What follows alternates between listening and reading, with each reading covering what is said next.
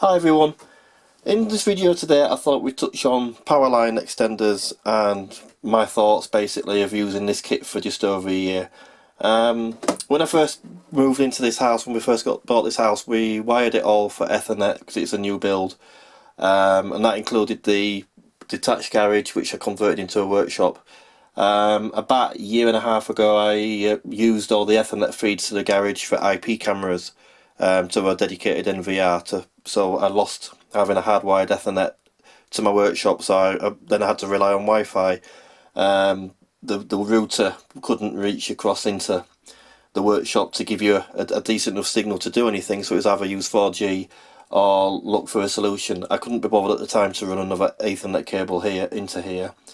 So I looked around and I found this at the time, which was a TP-Link gigabyte Powerline kit.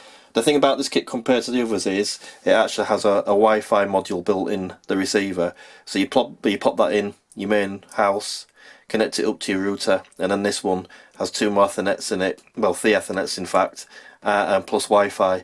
And the idea is it just uses your existing power cables. My experiences of it, my impressions of it, well, the units themselves are quite nice. That's your main unit. You plug that in next to your switch or your router, plug an Ethernet cable from there into one of the 3 ports on the back of your router or your switch, plug it into the mains, and that's it. The pre-paired, initially they recommend that you plug that in on the same location, you know, like an adjoining socket or somewhere else on the same ring main, and then this one is the one that you put where you need to boost your Wi-Fi, as well as the fact that you've got 3 Ethernet ports on the top. Connecting Wi-Fi, very simple. Once it's done, you just push the WPS button on the side, and likewise push that on your router.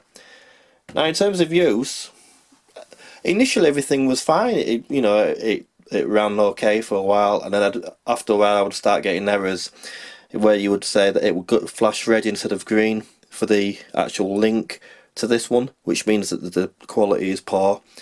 Now, looking more into it, what you find is modern houses have at least 2 ring mains. You should know that's basically how your electrical wiring is wired. You should have a ring main for downstairs and one for upstairs, and these work best when they're on a single ring main. Unfortunately, in my property, not only do I have more than 2 ring mains, but we've got a split fuse box as well. And what that basically means is that you've got lots of different circuits, and both of these are on different circuits. Give you an example, the kitchen's on its own circuit, downstairs is on its own circuit, upstairs is on its own circuit, the garage is on its own circuit. So these two are not on their own ring, they're actually connected, disconnected, with lots of other cables interfering, which cause problems. He's still got a signal, but what I would find was I would getting a lot of dropouts in the workshop. Even on the Wi-Fi side, your Wi-Fi would be full signal, but it would come up and say there's no internet connection because it would lose the sync. And it got to the point where I was starting to have to reset these maybe once, twice weekly, which obviously is no good. So I then started looking into mesh networking, which I'll touch upon in another video. So in hindsight, these work fine if you're in an older house. Older houses in the UK, for example, 1960s, 1970s builds up to the mid-80s, they tend to have 1 ring main for upstairs and downstairs. That's basically your power sockets all on the 1 loop of cable. If you're running it like on one network, on 1 ring main should I say, it works fine, it's not a problem. It even works fine to an extent on a standard UK ring main if you've got an upstairs and downstairs. The problem is when you start to have a split fuse box. Well, that's basically where one side of the fuse box is protected by an RCD and one side isn't, so that it doesn't lose power if something trips the RCD.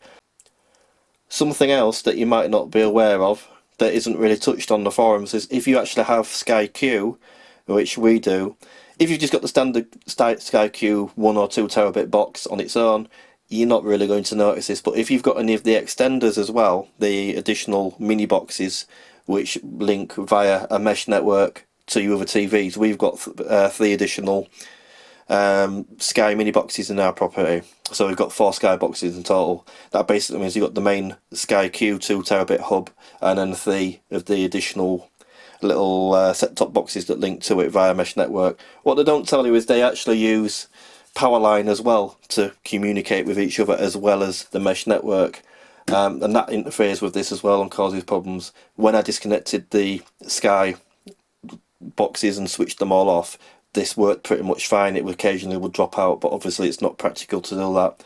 So all in all, this is a nice little solution if your wiring's up to it. If you've got a more modern property or you've got multiple ring mains, you're going to find that you're going to end up having problems with it, so it might not be for you. But for the price, they're about £100 with the Wi-Fi extender and the pass-through main socket. It's worth a try if you buy it from somewhere like Amazon, and then you can always send it back if it doesn't work for you. So in hindsight, would I recommend this? That's a tough one, to be honest. That's purely down to your own requirements and your own situation. I think if you have an older fuse box or an older property, and you've only got maybe 1 or 2 ring mains, and you're going to try and keep these on one or the same ring main, for example, that's going to be plugged in upstairs and that's going to be upstairs, that'll work fine. If you start having to put them on the different ring mains, like one downstairs, one upstairs, or even if you've got a split fuse box, I think you're going to have problems down the line. The beauty of it is, it's a cheap package to buy. It's about £100 with the Wi-Fi module. So it's worth trying to see if it solves your problem, but ultimately you're never going to bypass the fact that in reality you need to run more Ethernet cables like I'm going to need to do. I have upgraded now to a mesh system to replace this, which, touch wood, so far is working fine. So I'll do a video on that at some point in terms of how I'm finding it. So basically, Powerline kit, do they work? Yes and no. It's purely down to your own environment really as to how well they work. So I just thought I'd share that with you, and hopefully somebody will find it useful. So I hope you found that interesting and of use. So I hope this is helpful to somebody, just so stop you from having a lot of head scratching as to, am I doing something wrong? You're not. It's just simply down to, unfortunately, how things are wired these days. So yeah, hopefully you'll find this of use. So I hope you find this video useful. If you don't mind subscribing to my channel and liking for future videos. Thanks a lot for watching, and see you again soon.